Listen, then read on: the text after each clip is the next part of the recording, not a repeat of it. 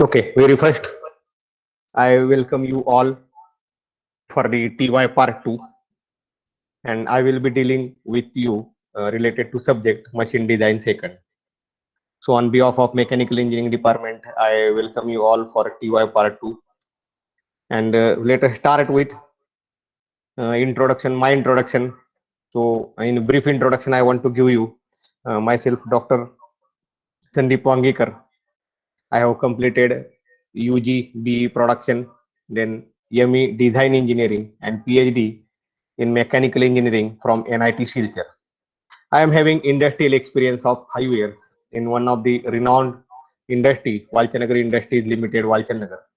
Again, be specific uh, in special product division, and I have worked in nuclear division, especially rely on the jobs of customers like Bhabha Atomic Research Center, Nuclear Power Corporation of India Limited, and Bhavini, Bharatiya Navikiya Vidyut Nigam. These are all government undertaking companies related to nuclear field. Then I am having teaching experience of 10.5 years. I have taught different subjects to UG like applied mechanics, analysis of mechanical elements or SOM. Then machine design second, industrial engineering, industrial and quality management. These are the some subjects. I have also dealt with the subject for PG, and these are my information details. Hope that all of you are having. This is my email ID and mobile number for further contacts, and I am also available in groups. So I will be we will be discussing, and I will be teaching you the subject machine design second. So this is the MD second prerequisite. You have already learned MD1. The scheme for this lecture is 3 hours per week lecture, then practical 2 hours per week. ICA 25 marks, ISE 30, and end semester examination 70 marks. So before going for directly what is MD second, let us have some privilege about the subject. Course introduction. So what this course we will be discussing in this course as per the university curriculum. So this course seeks to provide an introduction to design various machine elements and discuss various design procedure requirements and design methods.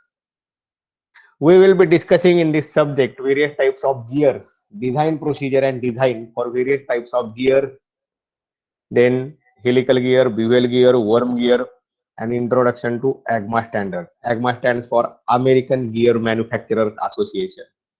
So this is the one of the standard which is used in design, material selection, and everything for gears. Then further we will be discussing on pressure vessels, the design procedure for pressure vessels, and what are the different standards which are used for pressure vessels. And then we will be also dealing with the bearing, the significance of the bearing, then different types of bearings like rolling contact and sliding contact, and selection of the bearing from manufacturer's catalog. One of the very important bit from industrial point of view, from your project, if you will be using any shaft or bearing in your project, and for industry wherever there is a bearing selection, definitely this point will have a great significance. And the design considerations for sliding contact bearing also we will be discussing. Course prerequisite, what is required? So you should have the knowledge of design of different key elements such as gears, types of gears, then bearing, shafts, keys, a sound background of mechanics of material, or you will call it as strength of materials or analysis of mechanical elements, and fundamental design of machine elements. So you all have learned these things in your AME, some of the concepts in mechanics, then analysis of mechanical elements. Then further we have learned this in MD1. So this is the prerequisites, course prerequisites. Then course objectives. So to design gear and pressure vessel, there are 4 types of gears which we will be discussing. Then to select the bearing from the manufacturer's catalog, and to use the standards in design of machine elements. There are different standards used for gears, pressure vessels that we will discuss. Course outcomes. When you will learn the complete subject MD second, what you will ultimately achieve. So at the end of the course, student will be able to design gears and pressure vessels. So in the brief, I will say you will be able to design spur gear, helical gear, worm gear, bevel gear, and pressure vessels within the given constraints, within the given requirements. Then calculate, you will be able to calculate the different load acting on the shaft to select the bearing from manufacturer's catalog, and further selection of bearing from manufacturer's catalog. And next, use the standards in design of machine elements. So this is very important part. We will be discussing complete subject MD1, MD2. But if you will enter in industry, then in industry there are some standards like ASME standard. For example, ASME Section 3 Division NB used for nuclear component design. Section 8 Division 1 used for this specifically pressure vessel related components.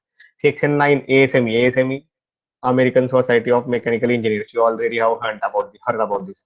So these are the some of the standards. Section 9 gives the details about the welding specification. This is not directly in syllabus, but you should know this at the sum of the junctions where the design and standards are used, so that in industry there will be no problem. So I will be quickly take a review about this what we will be discussing in section 1 and section 2. So section 1, spur and helical gear, pressure vessel, and statistical consideration in design. So in spur gear, in the very first we will discuss about design considerations, then gear materials, types of gear tooth failures, the concept of hunting tooth, gear tooth loads, minimum number of teeth, face width. These are the some of the basic things which we will be discussing only chapter 1. And whatever the remaining part is there, face width, then Levis equation, Spott's equation, Buckingham's equation, and gear design. These all things will be common for spur gear, helical gear, worm gear, and bevel gear. Then gear design and introduction to AGMA code. Pressure vessel, one of the important criteria chapter. All the pressure vessels, if we will see in industry, for example, we will take our sugar industry, then boiler we can consider it as a big pressure vessel. So in pressure vessel, we will be dealing with thin cylinder, thick cylinder. What is the design criteria? What is the failure criteria? By using the equations, Lami's equation, Clavarino's equation, and Birney's equation. And then we will be discussing about introduction to compound cylinders, then concept of autofrettage, and unfired pressure vessel. This is the Indian standard code, IS. IS code for India design of pressure vessels and types of different end closures. Types of opening and nozzle in sails and covers. And very important part, this is the revised syllabus. So in this the ASME introduction to ASME course, section 1 to section 9 is introduced in your syllabus, and it is very means essential for you. Statistical consideration in design. So frequency distribution, probability distribution, normal curve, design, and natural tolerances. So section 2, bevel gear and worm gear, chapter unit 4 and unit 5. So bevel gear, terminology, force analysis, mounting, beam strength and wear strength, and dynamic tooth load. Worm gear, again the same things will be there. And in addition to that, the efficiency criteria as per Indian standard is included in it, and strength rating and wear rating and thermal considerations in worm gear. So this will be the bit which we will discuss, and very important uh, chapter is rolling contact and sliding contact bearing. So rolling contact bearing, the types of rolling contact bearing, then the static and dynamic load capacity, the Strybacks equation, the equivalent bearing load, the load life relationship, bearing life, what is the load factor, what is significance of load factor in bearing life, then the selection of bearing from manufacturer's catalog, then different types of balls and roller bearings, design for variable load and speed, bearing with probability of survival other than 90%. This is important whenever there is a high chance of risk to life, then it is required to consider life more than 90%, as we will discuss in this chapter, and lubrication and mounting. Then sliding contact bearing, bearing material and their properties. So bearing types, their construction details, hydrodynamic and hydrostatic bearing, and the performance analysis by using Raimondi and Boyd method. This is also very interesting topic. So ICA, design and drawing using design data book. See what is mentioned here, design and drawing using design data book. So there are two options given to us. Option number one is gearbox and option number two is pressure vessel. So in this case, we will be means we will proceed for in this case gearbox only, and this is a complete design. Means not only I am saying about just a design of gearbox, starting from material.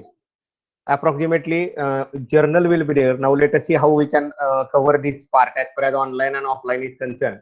But this is a complete gearbox. If only specifications are given to you, then how to select the material?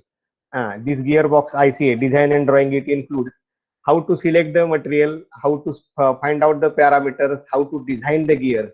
And in addition to gear, we will also include here the shaft design, the key design, the housing design, and the bearing design selection from manufacturer's catalog, and additional things like lubrication in that particular gearbox. And there will be two sheets for the drawing. So you will be drawing whatever we are designing as per the dimensions what you will get. You will be drawing on that particular two sheets. But now what I will say, let us see how it proceeds depending upon the further constraints and time. And assignments on, so minimum 5 is mentioned, spur and helical, then bevel, worm, rolling contact, sliding contact, pressure vessel, design of natural tolerances and study of codes. So I will be combining these assignments, and I will give you ample time for writing, and these assignments also you will enjoy. Last year I have gone for some creative assignments in this, like failure.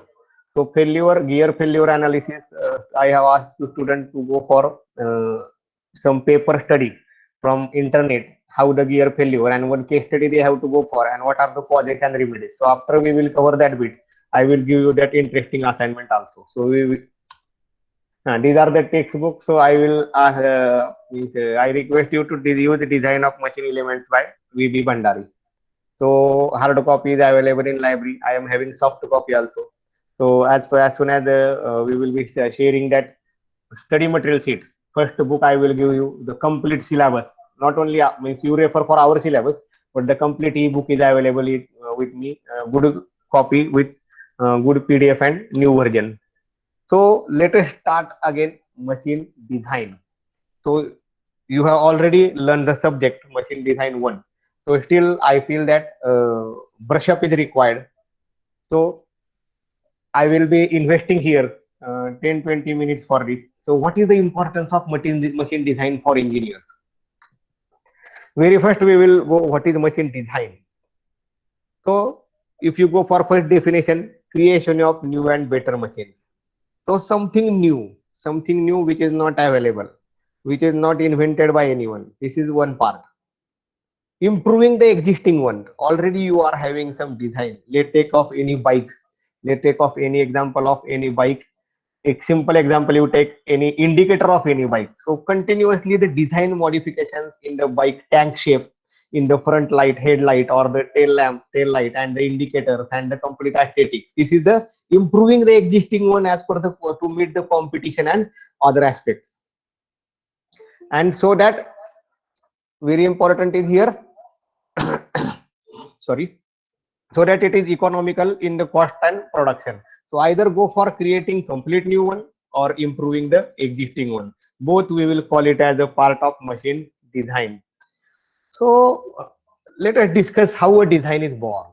If we will say creation, there are many factors which will have the impact, which will give the input to creation. So very first requirement. If no requirement is there, then what is the ultimate use if you will go for creation? Very first point. So requirement gives rise to creation. If you will produce a part which will have no requirement, ultimately it is of no use. So there will be very first part is requirement.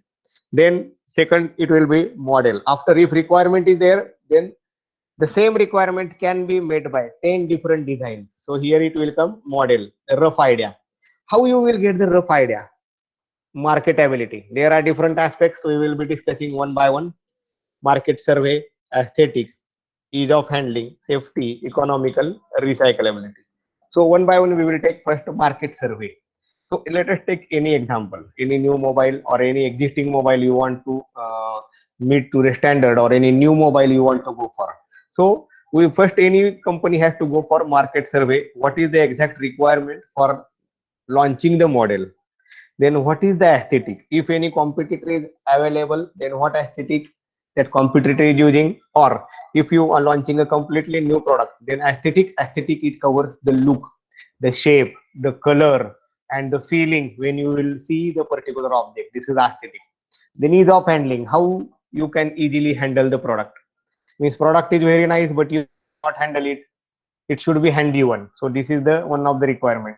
Then safety, very very important. Everything is good, I will say. Everything is good, but if it is not safe, it will not be recommended for use by for human beings. So safety is one of the very important and crucial criteria. Economical, everything is good, but it is economic. Economy plays a very important role. Not for machine design, I will give you another example. So all the aspects are good, but the if you refer the iPhone category, Apple, so only 10 to 15 people, means percent, people are using due to its cost. There is no any problem as far as the aesthetic and the handling, safety, and all other things are concerned. But for on an average general category, we cannot say that it is affordable, it is economical. This is just one example I am giving you to give stress on understanding of the points. And recyclability, if the means this will be applicable in case of plastic or in case of other products, whether it is recyclable or not, and we have to take in all considerations further. Then availability of funds. Now all these aspects you have considered, marketability you have considered, you have given input, to particular model. Your requirement is also there. Next is availability of fund for generating a new product, maybe new design or existing one modification. Ultimately funds is required, material is required, material should be available. And then manufacturing resources. So this is again very important concept, manufacturing resources. So everything should be available. Manufacturing resources and material. For example, if you want to go for a stainless steel 316 LN, this is somewhat material I am telling, and it is not available easily. You will not get in Pune, Mumbai, or you have to do some requirement for this material. General purpose I am telling. If you want to bulk, you can give order and you can take this. Or cladding material is there. It is used for nuclear purpose. So the cladding material is not means made and created in India. India is taking complete the material from Russia only. So this is the availability of material. Then manufacturing resources. If you require any micro features on the component or very good surface finish, and if the you are not having the capacity, or you whatever existing machines you are having, if they are not giving the appropriate standards as per as you desire, it is can be considered as the limitation of manufacturing resources. These are the general constraints. Now considering to design, we have to go first decide the size, the materials used. Depending upon the size, material will vary. For example, any simple component you take, if you will take the material general plain carbon steel, somewhat more size you will get. If you take the stainless steel or any some other alloy steel material, maybe the cost will be more, but the strength and the other properties will be good. So the same component, same functions can be accommodated in smaller size. So these are the some things we have to take in consideration. And this based on the material, the force and stress, whether it is safe. Factor of safety we have to also keep in consideration. So by analyzing all these points, this will give the input to the creation. So this is how a design is born. For some of the cases, one of the aspect from this may be required, may not be required. So this is not the means, this is generalized idea how a design is born. So with this, we will proceed to next. What is the basic knowledge required for machine design? Now I will be focusing here as per as your curriculum is concerned. So very first, mathematics. So if you in T or final year, the basic knowledge of mathematics is essential for any design of component. There will be calculation, and you have to go for these critical calculations. So your mathematics knowledge is essential. Engineering mechanics. So engineering mechanics, the concept of stress and the loads and which type of load is acting, and how the load will be act on that particular area is all, and very important concept in engineering mechanics is FBD, free body diagram. So you have all learned this concept, but again, a brush up is required whenever, and I will take at that particular junction. So this is the requirement of this subject. Then strength of material.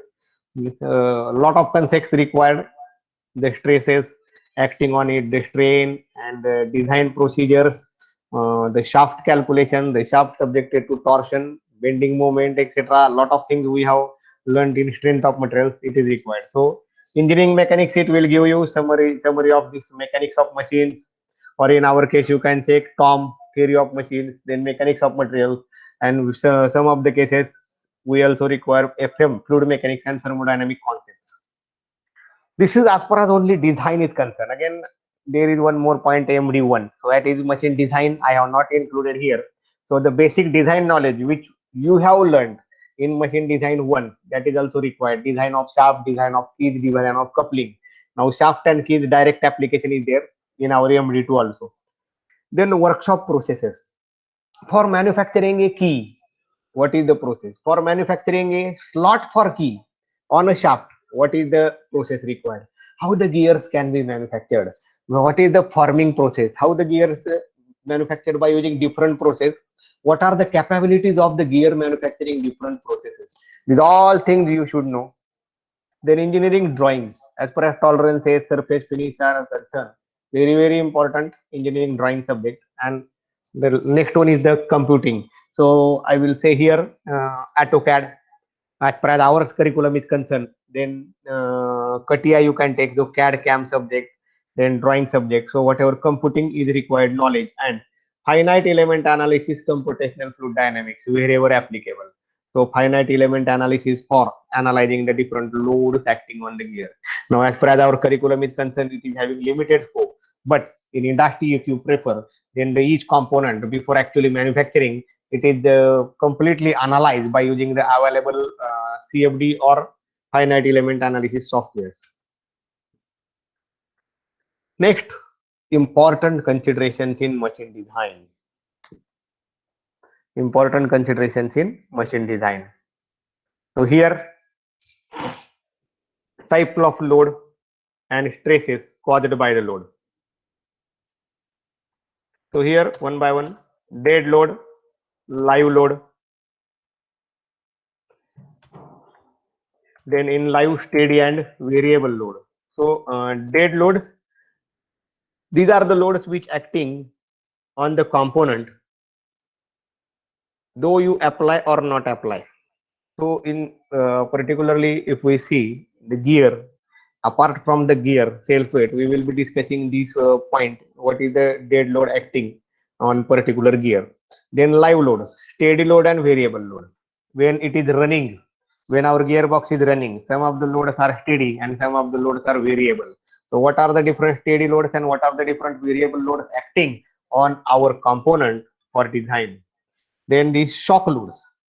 Now the load can be applied uniformly, the load can be applied suddenly, the load can be applied impact with some velocity. Now you all have learned this basic concept, so there is no further any clarification required as far as these loads are concerned. Now stresses, we know tensile stress, compressive stress, shear stress. These are the different stresses which we have already learned in strength of materials and MD1 also. Then in addition to this, thermal stresses, we have to take these thermal stresses in account whenever there will be more heat generated. Not in spur, helical and bevel gear, there will be no problem to consider the heat, but in worm gear, more friction is there. So due to this friction, more heat will be generated, and due to this heat, we have to take in account the effects of this heat generated and how it will affect on our design. Then the torsional stresses, the bending stresses, the ESB, beam strength and bending stresses, which we will take for all types of gears. So these are the some of the loads and stresses acting on the component. Then further important considerations in machine design, it is the kinematics of machine, and next one will be the material. So kinematics, if you want to transfer, if you want to make any arrangement to perform a function, then you have to go for the simplest arrangement that would give you the most efficient motion which is required, which is desired. So our first target is to simplify. Your design first target will be simplification. Critical design, if it is not means you have tried by all means, but some of the more complex mechanisms, critical mechanisms are required. Okay, no problem. But very first part, the simplest arrangement we have to give, we have to predict, we have to test, we have to analyze, so that we will be, our aim will be to simplify the design. Very important, selection of materials. The knowledge of the property of materials and their behavior under working condition is required. You should know the different properties of the material and their behavior under different working conditions. For example, different working conditions, I will give you one example of these different working conditions. If a gearbox you will be using in general purpose application, if for example you take sugarcane juice, in Marathi we can in Hindi ganne ka juice or usaचा रस. So you have seen a gearbox, no cover at all and no opening at all, just grease is there. So what is the material used there? There no problem, no complex requirement, just very simple task. No load conditions also, no any impact conditions also, very simple task. So you can go for MS material or no any material strict stringent considerations will be there. Now see the same MS material if you will use for any fertilizer industry, chemical industry, sugar industry, wherever there is more stringent and means you can say corrosive type of requirement, definitely it will not use. You have to go for some stainless steel or alloy steel. Again, if you will use the same, you have to use one material for a gearbox which is used in sea. Salt water is there, more corrosive environment is there. You have to go for some good quality material.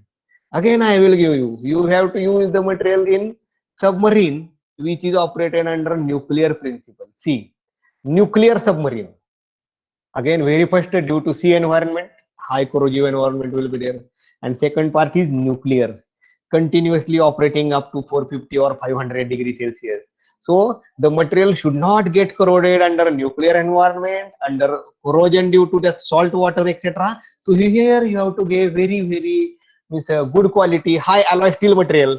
Means it is a combination of CrNiMo, chromium, nickel, molybdenum will be there. So there are some different grades which will be. I want to give you just an insight how your selection of material will be there based on the applications. I have given you the idea from sugarcane, what is the simple which we will observing on street roads, and up to the nuclear submarine gearbox. See, this is the material range and variation.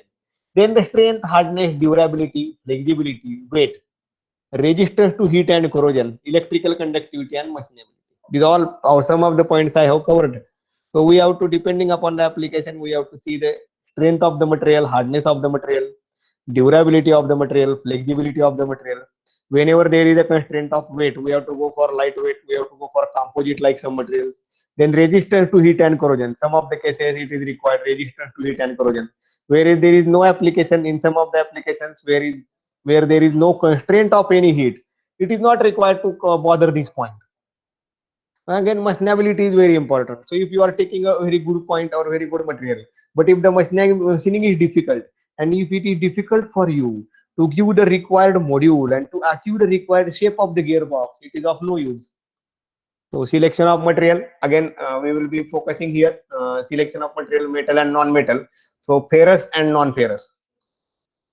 So and non-metals will be there. So here you see, if physical properties, density, melting point, electrical and thermal properties, these are the some of the points, physical properties. Then we will discuss within, I can say 2 to 3 minutes, what are the different properties which we have already learned. I am taking just, I will say it's called as the brush up. So mechanical properties, what are required. So strength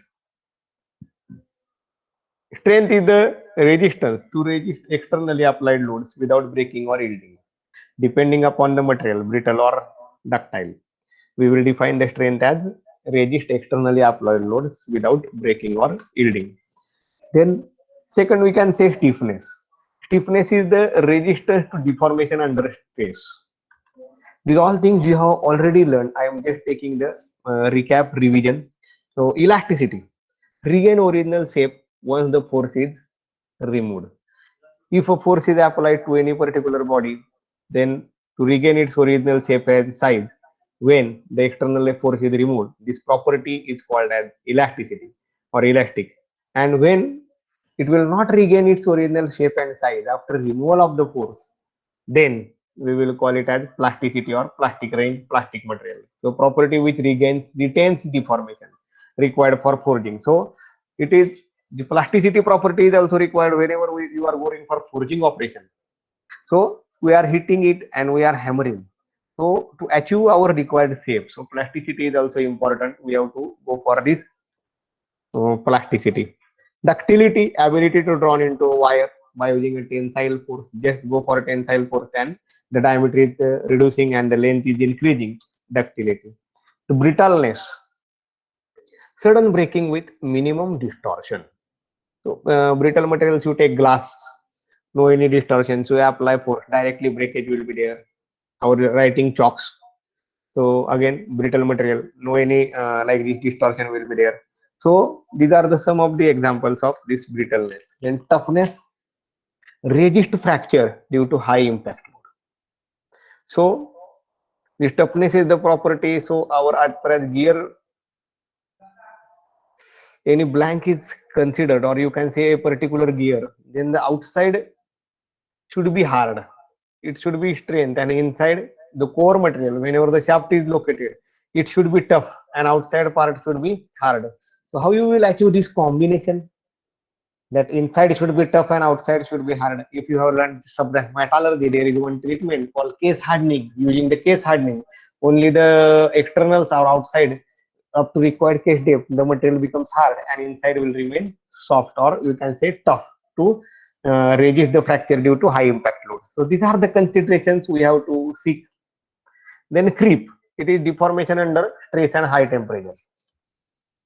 Or fatigue, ability to withstand cyclic stress. Now wherever the fatigue is there, gears, it is have rotating with certain side, certain RPM. But if you take this concept of fatigue, it is much more applicable in case of bearings. So they are bearings are rotating with continuous speed with high RPM, and for maybe depending upon the application for 24 hours. So this is the fatigue is the property which required to ability to withstand cyclic stress. So continuous cycles are going on, and this is the ability required in particular case of bearings. Then hardness. Hardness, the resistance to wear, scratching, deformation, malleability. So I have given you the idea. Our gear material, it should be hard at outer side and it should be tough and inner side. So if this is the requirement, then we have to go for case hardening treatment. Just I am giving you one example. And fourth part, form and size of the parts, important consideration in machine design. So use I-beam or use angle or use channel. These are the some of the sections. The size will be determine the forces torques applied. Definitely. If your torque is more, your diameter will be more. If you want to use for hollow shaft, if you want to use for solid shaft, again the size and diameters will vary. The material used such that failure would not occur. If you will use with for the same stress, same force, if you will use general, I will say low carbon steel material, some more diameter will be required. If you will use some alloy steel or you can say stainless steel category material, the more strength properties are there. So the same material with, sorry, the same torque, the same force can be made by lesser diameter also by increasing the capacity of the, or by using the higher quality standard material. So these are the some of the constraints. We will be, these are the general guidelines we are discussing, general procedure in machine design. So need or aim, very first part. So the design starts at why we are designing a new product or why we want to enhance a current product. What are the lacunas so that we want to improve that product? So recognize and specify the problem. Unless and until there is a problem, no one will go for a new design or modification in design. So need or aim. Then synthesis. Select the mechanism that would give the desired motion and form the basic model with a sketch. So here, based on our need, we have to go for any mechanism which will give us the desired motion, which will give us the desired output. The rough idea here. Then the analysis of the forces, material selection. So based on this forces analysis, stress calculation will be there, material selection will be there by using different materials, cross-checking combination of different materials and which material is giving the optimum results that is analyzed, that will be analyzed, and then further design of elements will be there. In design of elements, this determine the traces and ultimately designing the sizes of the component, failure or deformation, so that failure or deformation does not occur. So here two arrows are there. This is somewhat you can say recycling type kit. If you go for a different material, different design of elements will be there. So finalizing the material and accordingly finalizing the design of parameters. Just now I have given you two different examples. If you vary the material, definitely the sizes will vary and accordingly your complete design will vary. Then final checking for modification. If any modification is required in particular this design, and finalizing modifying the size to ease the construction and reduce overall cost. Then you have to go for detailed drawings which will be given, which will be communicated to production department, and finally production of the part will start. Now here, modify the sizes to ease the construction and reduce overall cost. What is this? For example, if you are a designer and you are specifying for any component, the surface finish required is 5 micron, 10 micron, 20 micron. Is it required? Such a means high level of surface finish. What is the desired requirement? Why you are going for such high? Because if you will say, then whenever higher and higher surface finish, then we have to go for gear grinding operation. Separate attachments are there. And in shaft or other cases, we have to go for some lapping, honing, whatever the super finishing operations are there. So this will ultimately increase the cost, and wherever the capacities are available for this machining and whether we have to go. So very first important, whether it is desired or not, very important. If it is required, no problem, definitely the designer has to give. But if it can be made with certain specification, no problem. For example, a shaft diameter, in simple terms I will give you a shaft diameter.